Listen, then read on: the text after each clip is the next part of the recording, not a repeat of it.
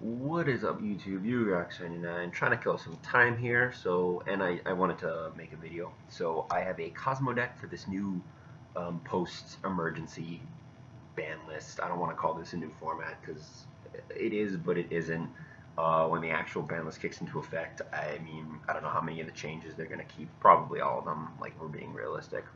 Um, I'm not really gonna say too much about the adjusted list, other than like as a Pepe player, of course I hate it. But as a more, I guess, somewhat of a competitive player, or at least a meta player, I think it's disgusting that the fact that people can just complain about things, and now Konami's just like, oh yeah, we're gonna just hit this whenever we want.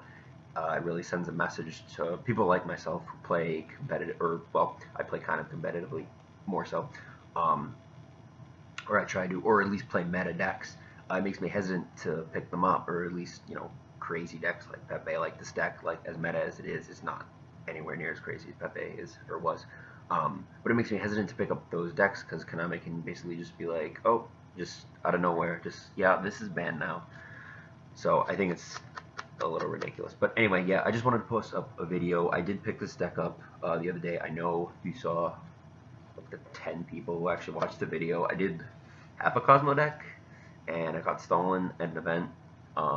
Mostly my fault, to be honest. But um, yeah, I ended up um, trading a bunch of stuff and put a little money into this just to pick it up. I think Kozmo is a very safe deck to pick up. I don't think it's in danger of being hit, and even if it does, it's on the level of like Burning Abyss, where it's very, very good, and definitely as of right now the best deck. I think. Um, it's a safe deck to pick up if you have the money to put into it. But yeah, this is a deck I just picked it up the other day. The list I kind of threw together. So before you jump into the comments and say how terrible it is, just keep in mind everything is subject to change. Nothing is definite. I just wanted to put up a video. Um, so yeah.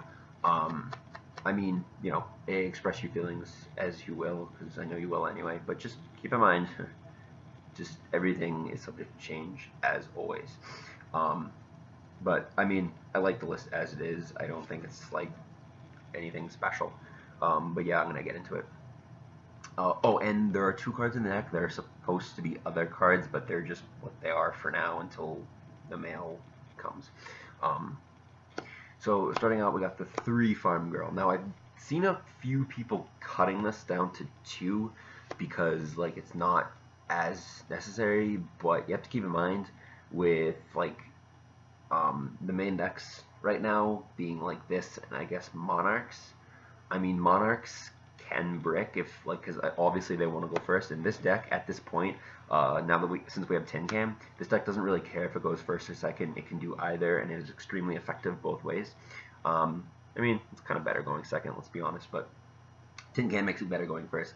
But if Monarchs don't open anything or can't summon anything on board, Farm Girl, if you can access a Farm Girl, you basically win. Because if they can't summon something on the first turn, then they bricked and they really can't do anything. So this is very effective. And it's also something like, I mean, you can always side one out, of course, you have to realize. But yeah, playing it at 3, just I feel like that's the best number, but I could change my mind. And speaking of which, 3 Tin Can. I was messing around with it at 2. I haven't really tested this too much. Again, I just kind of wanted to put up a video. But I think 3 Tin Can is the correct number. Just because, like I said, this deck can go first or second. And obviously, if you go first, you want to see this. And if you go second, you'd rather see this. So yeah, Tin Can is just amazing. It's just something I didn't really think when I was playing Pepe that this deck was very good, because of course Pepe was a lot better. But I mean, this card is just ridiculous, and it adds so much more to the deck. Um, and I mean, it's a psychic. You can just bring it out with E-Telly. So 1 Strawman. You can do some pretty fun stuff with these guys. And I know there's a combo with Sword Troopers, but I haven't really been liking Sword Troopers too, or either. Grammar. But yeah, Strawman at 1 is just very, very good, and you can do a lot of interesting things with him. Again, like I said, with this card, it opens up some pretty cool combos. The one good which I think it's a really good one of maybe not entirely necessary, but it can out certain things. And I don't think pendulums are dead. I think at all. I think people are still going to be playing Pepe. I think people are definitely still going to be playing like Odd Eyes Magician. And Good Witch is just an out to a lot of those things. Like it's good out to Avion because they have to negate. Because when you go this and you activate effective, flip it down, like I mean, unless they have a second one, they're kind of like forced to negate it, and then you can just chain it and bring something else out. So yeah, really good. And then two Good Witch, or Wicked Witch. Again, something I've seen a lot of people play at 1, but I like it 2 just because it's really broken and it basically is just a body. It just stays on the field. Really hard to get rid of. So yeah, that's all the pilots. And then 3 Slip Rider because floodgates and again pendulums I don't think are dead by any stretch of the imagination. These are Spanish, by the way. Very nice, very nice. And then we have, well, we have 3 Forerunner, but one of these is supposed to be a dark. This one, well, it doesn't matter which one. Actually, this one's German. These are Spanish. So, whatchamacallit? This is supposed to be a Dark Eclipser, like the big thing, but it's just 3 Forerunners for now. I've seen a, but it's definitely gonna be 2 because I think 3 is like not super necessary, and Dark Destroyer is just so much better than this. Although the plus 1000 is really nice, it is good to bring this out sometimes. But generally, I mean, you can just, I mean, if you get this on board, you pretty much win. Yeah, and then one of these obviously Dark Eclipser, just because you want to have more variety for Tin Can, more targets to grab, because you mostly just want to get ships. And then just bring back what I call a Haunted, which is a really good card. So yeah, this is going to be 2 and a Dark Eclipser, so, but it's just 3 for now, just because male. And then 3 Dark Destroyer, just because it's like the best card in the deck. And brings out anything, and then Eclipser just searches for anything. So obviously this can't bring out Eclipser, but it can be searched by Eclipser, which is really ridiculous. So yeah, Dark Destroyer is amazing, and it's crazy expensive for some stupid reason. No, because it's good. 2 Ghost Ogre.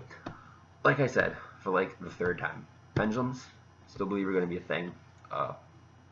So I think this will still be good. It's also pretty good against Monarchs, just because it stops the field spell, stops return, it stops, it just stops them from really, I mean, that deck doesn't really go off, but it can definitely slow them down a bit, and it's a tuner, so you play some cool synchros too. And 3 Maxi, because it is very, very good in the mirror match, because I think very much of the format is, at this point, is just going to be this deck and Monarchs. So, because a lot of people who had Pepe and lost the money on it just kind of went to Monarchs, but I'm not a fan of Monarchs, so this deck, very good. 3 Kozmo Town, because it's like the best field spell ever, and it's insane. 3 E-Telly, all different, which is disgusting, but yeah, this card is broken, pretty self-explanatory. And then Raigeki, a Dark Hole. I'd like to put in a second Dark Hole, but maybe this is alright. I don't really know. Like I said, this is just something I didn't put much testing into. But yeah, you just want to clear the board and like kill them. So like when they go, like against Monarchs, when they go first, they put up the thing. You're just like, okay, Dark Hole, clear your board, farm girl for game. Basically it. Because I mean, they don't really, that deck doesn't play very defensively, like at all. So, and we have Warning, Strike, and then Emptiness. This is supposed to be a 2nd strike, so that's in the mail, so this will be 2 strike. I would play 3, but I mean, money, you know, which I know, considering I picked up this $60 doesn't seem like a lot, but you know, every penny counts. And 2 Mojo.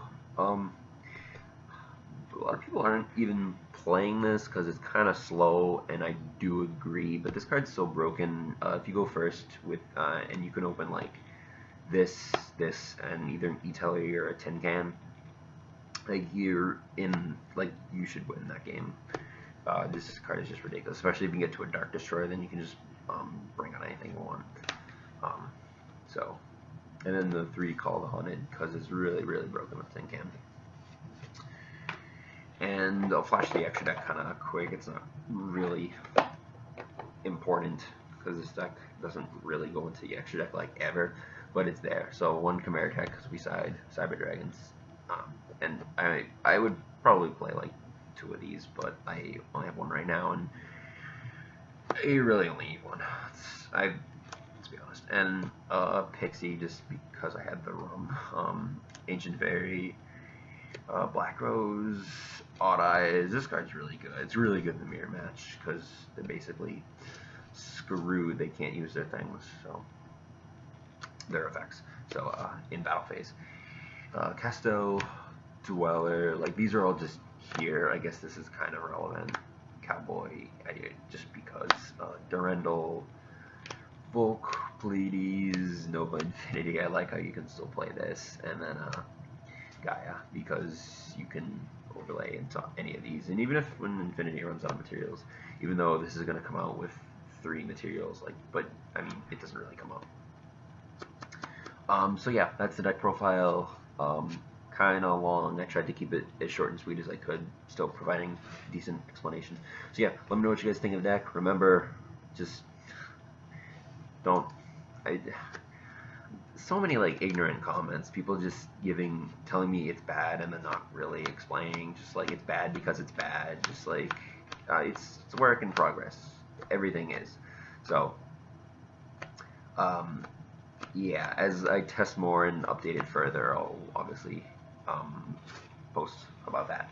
So yeah, but I really do like this deck. I think it's definitely going to be the best deck after this adjusted list, and with the new support confirmed in the next set, it's only going to be even crazier. I'm very excited to see what this the Dark Planet can do, the Death Star, and I am a big fan of Star Wars, so of course. But yeah, thank you guys for watching. Comment, rate, and subscribe, and I will see you next time.